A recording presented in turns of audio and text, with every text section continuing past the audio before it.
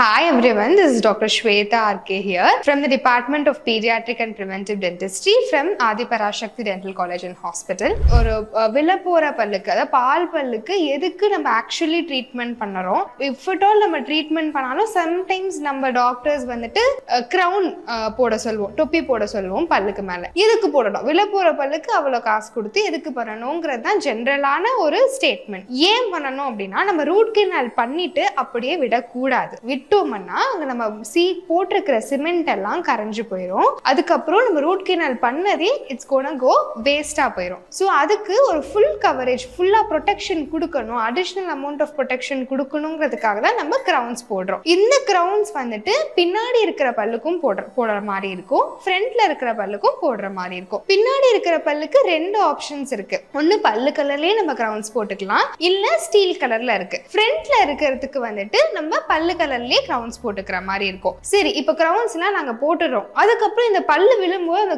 அந்த தொப்பி என்ன ஆகும், அந்த கிரவுன் என்ன ஆகும் அப்படின்னு கேட்டீங்கன்னா, பல்லு விழும்போது அந்த கிரவுனும் இல்ல அந்த தொப்பியும் அப்படியே சேர்ந்து விழுந்துரும். அட் தி எண்ட் கிரவுன்ஸ் நம்ம போட்டுக்கணும்னு கேட்டீங்கன்னா எஸ், டெஃபினட்டா போட்டே ஆகணும் for an enhanced and a better effective treatment.